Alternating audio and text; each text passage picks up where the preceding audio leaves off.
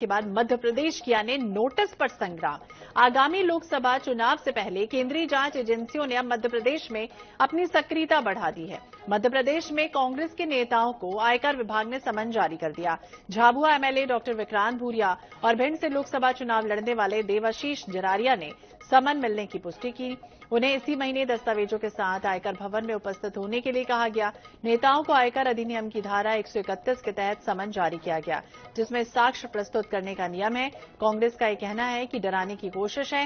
BJP बदले की भावना से काम कर रही है। वहीं देवाशीष जरारिया ने एफआईआर दर्ज कराने की बात कही। इसके अलावा मामले में बीजेपी विधायक रामेश्वर शर्मा का यह कहना है कि संवैधानिक एजेंसियां अपने स्तर पर कार्रवाई कर रही हैं।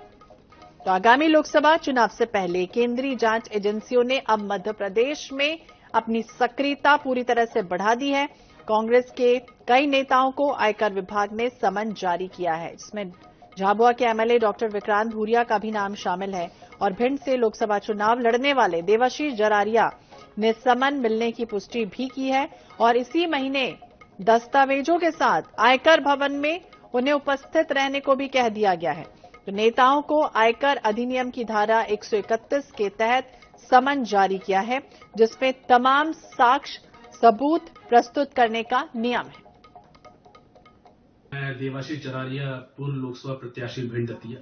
साथ ही मुझे अभी हाल में इनकम टैक्स द्वारा एक समन प्राप्त हुआ है और मुझे 13 तारीख को शाम को 5 बजे दिल्ली में हाजिर होने के लिए बुलाया है। जिस तरीके से मोदी सरकार ईडी, सीबीआई, आईटी का इस्तेमाल करके विपक्ष को दबाने का काम कर रही है, यह छोटे बड़े नेताओं को नहीं देख रही है। जो भी विपक्ष का कार्यकर्ता इनके खिलाफ संघर्ष कर रहा है, उसको दबाने का एक काम कर रहे हैं। इस बार लोकसभा के चुनाव नजदीक आ गए हैं और संभावित प्रत्याशियों की सूची में मेरा भिंड दतिया से नाम है।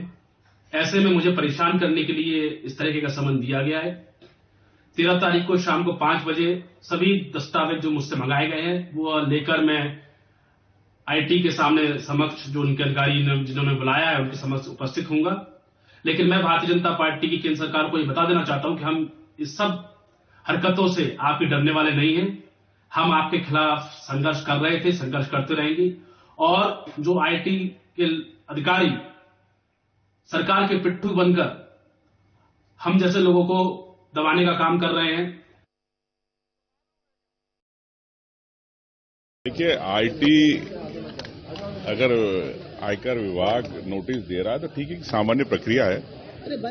लेकिन 5 साल पहले के जवाब आज क्यों मांगे जा रहे हैं? चुनाव आ गए तो दबाव बनाने की राजनीति हो रही है। आपने 5 साल में क्यों नहीं मांगे? तो ये सीधे सीधे आईटी के माध्यम से भाजपा सरकार कांग्रेस के नेताओं को ब्लैकमेल करने की तैयारी।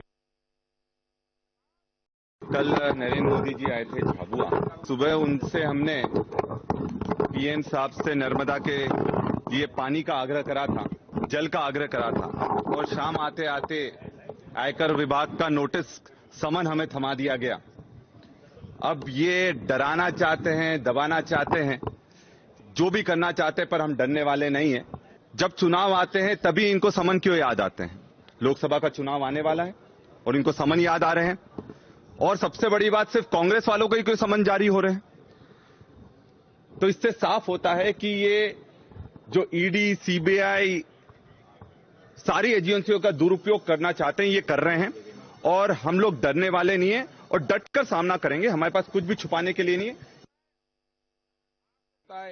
आयकर विभाग अपना दायित्व निर्वाह करता है, जितनी भी है न्यायपालिका अपना न्याय दायित्व करता है। सब हमसे नहीं चलते, कांग्रेस चलाती होगी, लेकिन हमारे सरकार में सब स्वतंत्र है। जिनके पास जो दायित्व है, फर्ज है, वो अदा करो। देखो, जो हमें पुलिस वाले इधर खड़े ही नहीं अंदर, इनके पास ये दायित्व है। आपने सुना किस तरह की प्रतिक्रियाएं सामने आ रही हैं। बीजेपी का अपना कहना है तो वहीं कांग्रेस का भी अपना कहना है कि ना हम डरेंगे ना रण छोड़ेंगे और आईटी विपक्ष को दबाने का काम कर रही है। विपक्ष को इस तरह से लगातार परेशान किया जा रहा है। लोकसभा चुनाव नजदीक है, ऐसे में तमाम जो प्रत्याशी हैं उनको इस तरह से समन भेजा जा रहा है। आईटी के अधिकारी सरकार के पिट्ठू बन के काम कर रहे हैं। तो वहीं उमंग सिंघार ये भी कहते हुए नजर आए कि सामान्य प्रक्रिया तो है, लेकिन 5 साल पहले के जवाब अभी क्यों मांगे जा रहे हैं? जल का आग्रह हमने किया, डराने की कोशिश लगातार इस तरह से हो रही है।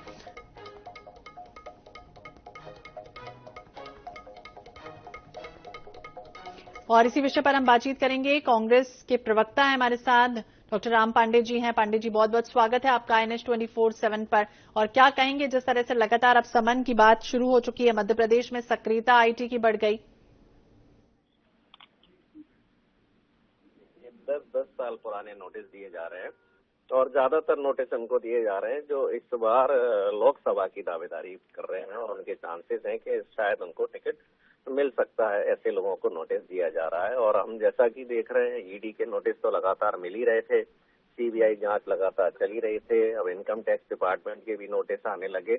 नोटिस यदि बीजेपी के नेताओं पर भी जाते तब तो ठीक है, ये सामान्य प्रक्रिया समझी जाती, लेकिन नोटिस केवल कांग्रेस के नेताओं पर आए हैं तो ये बताता है कि बीजेपी जो 400 पार, 370 पार और ये फलाना ढिमका जो नौटंकी करती है उसमें कोई दम नहीं है। तो जो बीजेपी की बहुत घटिया क्वालिटी है, यहाँ हम कहें सारी संवैधानिक संस्थाओं को जेल में कर रखा है, चुनाव आयोग का दुरुपयोग चल रहा है, ठीक है, न्यायपालिका का पर भी ये शिकंजा कसा जा रहा है।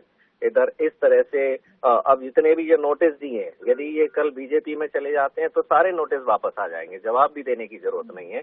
तो सीधा सा कहने का मतलब ये है कि यदि आप पाक साफ हैं तो कांग्रेस में रहिए और भ्रष्टाचार में लिप्त हैं, घोटालेबाज हैं तो बीजेपी में आ जाइए। और नेहा बग्गा जी भी हमारे साथ जुड़ गई हैं, बीजेपी की प्रवक्ता है। नेहा जी, स्वागत है आपका INS 24/7 पर। और डॉक्टर राम पांडे को भी आपने सुना, कहीं ना कहीं ये आरोप जिस तरह से लग रहे हैं कि IT आखिरकार जो नेता हैं कांग्रेस के उन पर ही दबिश दे रही है, परेशान कर रही है। देखिए, ये सारी स्वतंत्र संस्थाएं हैं और अपना कार्य करेंगी। अगर गलत किया है तो जेल जाना पड़ेगा। और मोदी जी की सरकार में 0 टॉलरेंस टुवर्ड्स करप्शन है, ये हमने लगातार देखा है। अब ऐसा ही क्यों होता है कि हर बार कांग्रेस के नेता ही भ्रष्टाचार में लिप्त होते हैं और उनके पास जब नोटिस आता है तो रुदाली गैंग बन जाते हैं।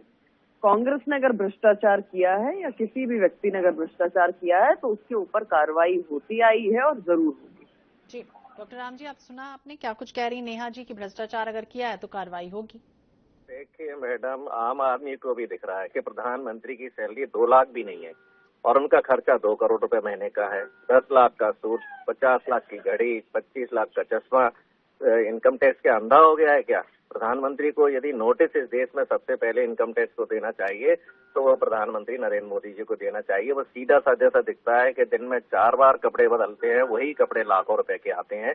कि जिस इंसान की सैलरी 2 लाख रुपए नहीं है और वो इंसान 2 करोड़ रुपए महीने कैसे खर्चा कर रहा है। तो अल्टीमेट देश और देश की जनता को इनकी जो घटिया राजनीति है उसको एक न एक दिन सबको भुगतना पड़ेगा। आज हमारे देखिए सारा जो व्यापारी वर्ग है तानाशाही से बहुत डरा हुआ है, अपनी बात को नहीं बोल पाता है, न मीडिया के सामने न सोशल मीडिया के सामने।